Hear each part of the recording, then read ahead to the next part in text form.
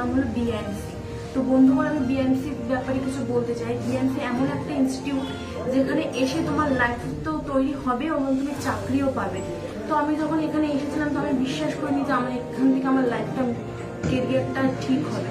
তো দাদা আমাকে এসে একবারই শুধু একটুখানি বলেছিলাম যে 7 দিন এখানে থাকো, থেকে দেখো, যদি তোমার ভালো লাগে তাহলে তুমি এখানে কন্টিনিউ করো পড়াশোনা, আর যদি খারাপ লাগে তাহলে তুমি বেরিয়ে যেতে পারো।